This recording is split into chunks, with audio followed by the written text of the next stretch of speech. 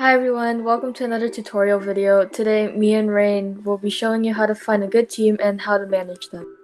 Before we start, don't forget to like and subscribe within the next 30 seconds or die of E. Have you done it yet? Probably not. That's okay too, I guess. The first thing you'll need to be part of your team is voice actors, but of course, this is only for people who want to do voice acted series and or mini movie. The first thing you want to look for in a voice actor is expression. Expression is what makes a good voice actor a good voice actor. Be sure to also look for their mic quality because that will give the series a more real effect into it. To find voice actors, you can create an audition hashtag on YouTube, share it in Discord servers, or have other friends promote it on their YouTube channels. You can also always find friends that you think might be able to portray a character with enough emotion. Another good way to find voice actors is by a site called Casting Call Club. It's really easy to use. Just sign up, open a project, and wait for people to come in. There's a bunch of roles that go under the editor category, like animators, prop makers, background creators, thumbnail makers, and sometimes background character creators. We'll start off with animators first. When looking for some, be sure to ask what programs they use for tweening. It's important to know that because I don't think you'd want any Kinemaster tweening in there. You also want to look out for the movement style and how well it's done to match how you want your project to look like.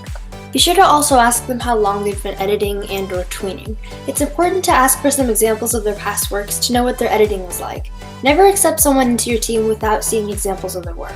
Now moving on to prop makers, ask them first how long they've been drawing, and of course, be sure to ask them for examples. Don't accept the person if they like to trace props from other people, otherwise that might get you and your team in trouble. Their age doesn't matter, as long as the props look nice and that it isn't traced, you're all good. Moving on to background creators, again ask them how long they've been drawing and make sure they don't trace other artists' work. It doesn't have to be all hand-drawn, it can also be edited from gacha backgrounds. Be sure to tell them what style you're going for so it matches on what you're thinking in your head. Different styles can be such as cartoonish, anime-themed, realism, and much more. Again, ask for some examples of their work and make sure that their work is neat and not all over the place.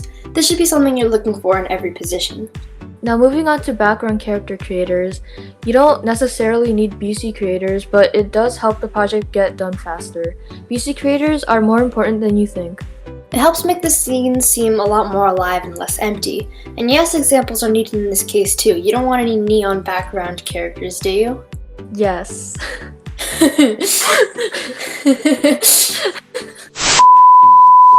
Moving on to thumbnail makers, of course you don't need any thumbnail makers, but if you suck at thumbnails like I do, then go ahead. You should know the drill this time. Ask for examples and of course ask how long they've been editing and or drawing. Now there are several ways to do this. You can either do it by doing a hashtag on YouTube or have people fill out a Google form. To form Team Spection, we created a Google form and put the link in the description of the announcement video.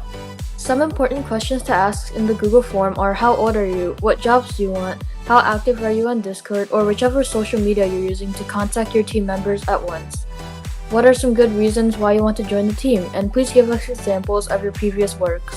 If you're looking for moderators or mods for short, then you don't need to include the last question for them. Mods help keep the server or group chat active and clean. Choose someone you can trust to help manage the team while you're offline. It's especially helpful if they live at a different time zone from you so they can manage it while you're asleep. If you have a friend that you trust that makes the cut for each of these points, then use them. As we were saying, choose someone you trust With your entire heart and soul. to be the moderator of your group. Here's an example on what your server should look like. If you're using Discord, you can copy it. I don't really care.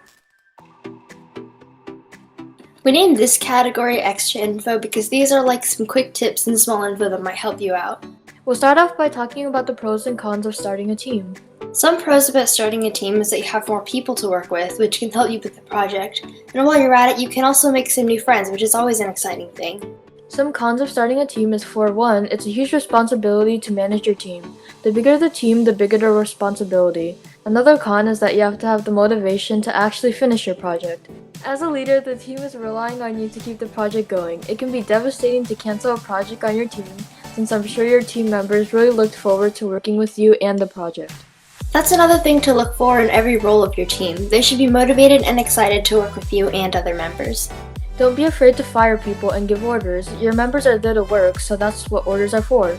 Give a valid reason on why you're firing the person and thank them for their hard work, if they did any, of course. Give deadlines to all your members so they don't procrastinate too much, but make the deadlines reasonable and not so short. For example, for voice actors, if your episode is 3 to 4 minutes long, give them at least a 2-week deadline. That should be enough time for them, seeing as they basically just talk into a microphone for 5 minutes. Now moving on to the next small info that we have for you, which is Team Game Nights. Team Game Nights can be held after each episode is released.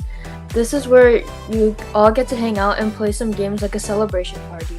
Of course, team game nights aren't mandatory, but it's good to schedule one where everyone is available. Some games you suggest are Roblox, Scribble.io, Minecraft, and other multiplayer games.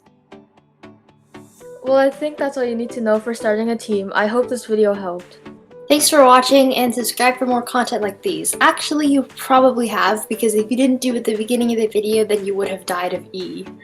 Anyway, we hope to see you again soon. Hi everyone, welcome to another tutorial video. Today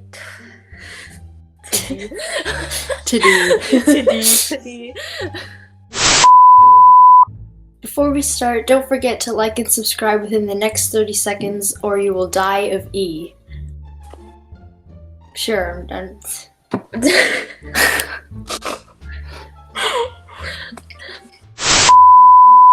It can be devastating to cancel a project on your team since your project members...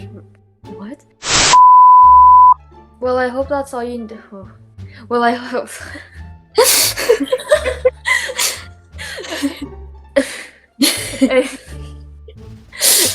Anyway, we hope to see... Okay. Anyway, we hope to see you again soon.